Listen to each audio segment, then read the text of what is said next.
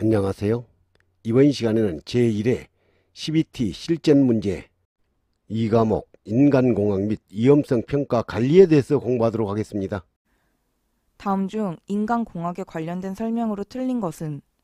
인간공학에 관련된 설명으로 틀린 것을 찾는 문제죠. 1. 편리성, 쾌적성, 효율성을 높여야 하죠. 2. 사고를 방지하고 안정성과 능률성을 높일 수 있어야 하죠. 3. 인간의 특성과 한계점을 고려하여 제품을 설계해야 하죠.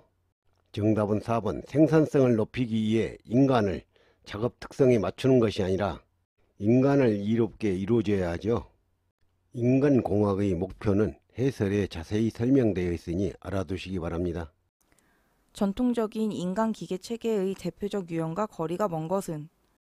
인간기계 체계의 대표적인 유형과 거리가 먼 것을 찾는 문제죠.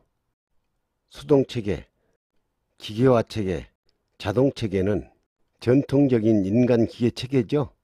정답은 4번 인공지능은 최근에 많이 발전되고 있고 앞으로 미래에 무한대로 발전할 수 있는 분야죠.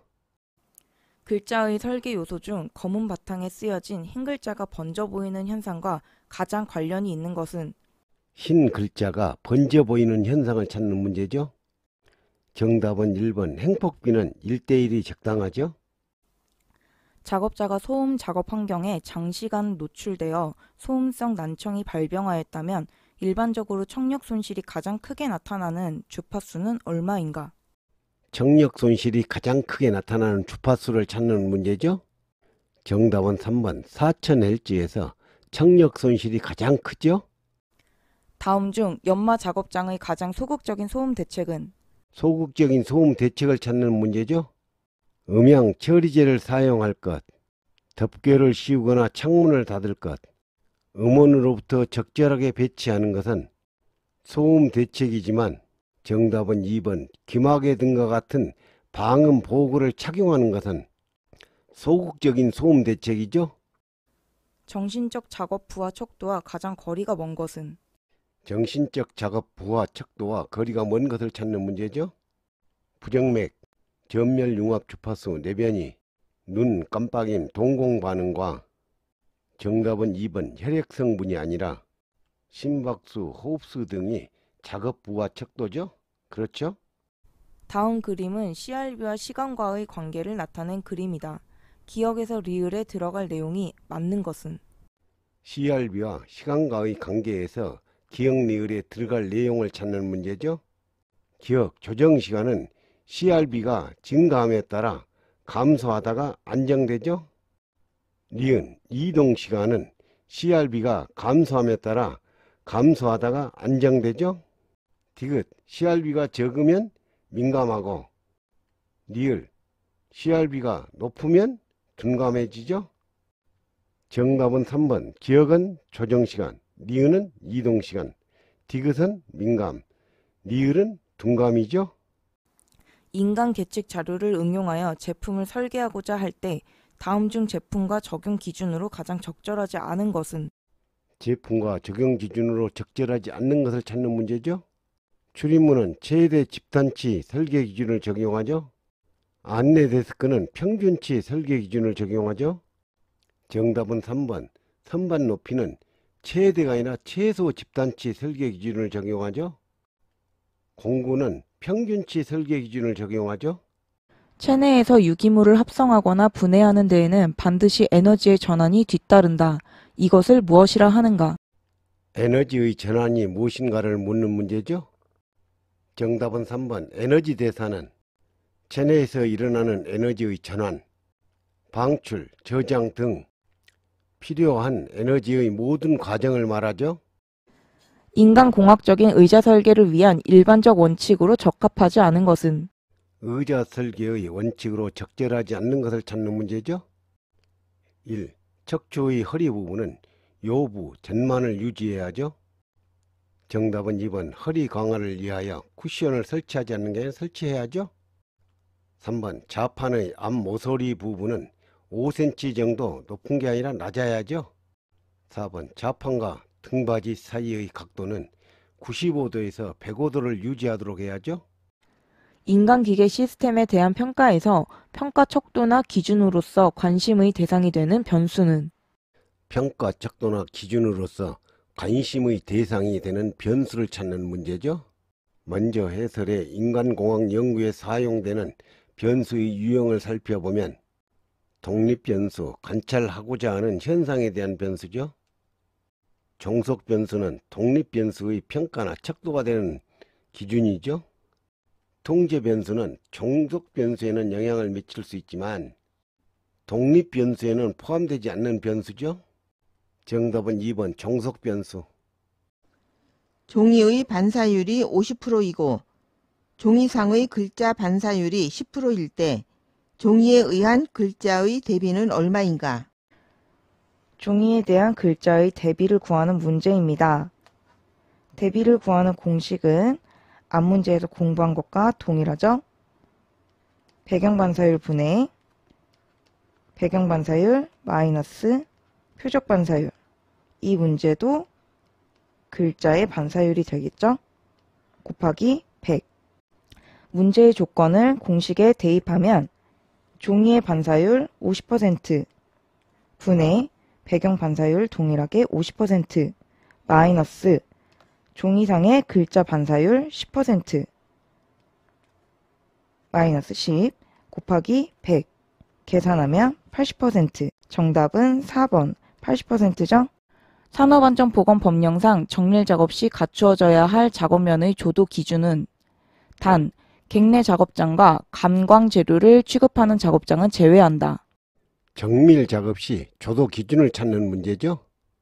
75럭스 이상은 일반 작업, 150럭스 이상은 보통 작업.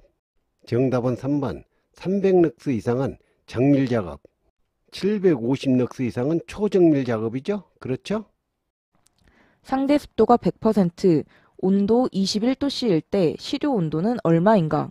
시료 온도를 찾는 문제죠. 상대 습도 100%일 때의 건구 온도에서 느끼는 것과 동일한 온감이죠. 정답은 3번 시료 온도는 건구 온도와 동일한 온감이니까 21도씨죠. 시스템의 수명 주기를 구상, 정의, 개발, 생산, 운전의 5단계로 구분할 때 다음 중 시스템 안전성 위험 분석은 어느 단계에서 수행되는 것이 가장 적합한가? 시스템 안전성 위험 분석은 어느 단계에서 하는 것이 적합한지를 찾는 문제죠. 정답은 4번 정의 단계로 생산물 적합성 검토 단계죠. 제품의 설계 단계에서 고유 신뢰성을 증대시키기 위하여 일반적으로 많이 사용되는 방법이 아닌 것은 신뢰성을 증대시키기 위하여 사용되는 방법이 아닌 것을 찾는 문제죠. 병렬 및 대기 리던더시의 활용. 리던더시는 중복으로 여유있게 한다는 뜻이죠. 부품과 조립품의 단순화 및 표준화, 부품의 전기적, 기계적, 열정 및 기타 작동 조건 간의 경감은 설계 단계에서 신뢰성을 증대하는 방법이지만 정답은 3번 제조 부문과 납품업자에 대한 부품 규격의 명세 제시는 제조 단계에서 신뢰성 증대 방법이죠. FTA의 용도와 거리가 먼 것은 FTA의 용도와 거리가 먼 것을 찾는 문제죠. 1번 고장의 원인은 연역적으로 찾을 수 있죠. 2번 시스템의 전체적인 구조를 그림으로 나타낼 수 있죠. 3번 시스템에서 고장이 발생할 수 있는 부분을 쉽게 찾을 수 있죠. 정답은 4번 상향식이 아니라 탑다운 형식으로 정량적 해석 기법이죠. 결함수 분석법에서 일정 조합 안에 포함되는 기본 사상들이 동시에 발생할 때 반드시 목표 사상을 발생시키는 조합을 무엇이라 하는가? 기본 사상들이 동시에 발생할 때 반드시 목표 사상을 발생시키는 조합을 찾는 문제죠. 정답은 1번 컷셋으로 모든 기본 사상이 발생할 때 정상 사상을 발생시킬 수 있는 기본 사상의 집합이죠. 이 문제는 빈번하게 출제되는 문제이니 반드시 알아두시기 바랍니다. 특히 해설에 컷셋과 패스셋은 외워두시기 바랍니다. 다음 그림과 같은 시스템의 신뢰도로 옳은 것은 단, 그림의 숫자는 각 부품의 신뢰도이다. 시스템의 신뢰도를 구하는 문제입니다. 먼저 직렬은 AND 게이트를, 병렬은 OR 게이트를 적용합니다. 그림에서 살펴보면 가로 부분은 직렬, 따라서 AND 게이트를 사용을 하게 되고요.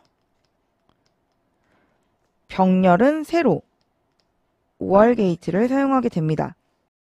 따라서 신뢰도는 직렬 연결이므로 0.9 곱하기 병렬 연결이므로 1-0.7 곱하기 1-0.7 직렬이므로 곱하기 0.9 계산해 주면 0.7371. 정답은 2번 0.7371이죠? 다음 중 설비 보정 관리에서 설비 이력 카드, MTBF 분석표, 고장 원인 대책표와 관련이 깊은 관리는? 설비 이력 카드, MTBF 분석표, 고장 원인 대책표와 관련이 깊은 것을 찾는 문제죠. 정답은 1번 보전 기록 관리는 설비 보전 관리에서 유지, 보존하기 위한 기록이죠. 이것으로 강의를 마치겠습니다. 감사합니다.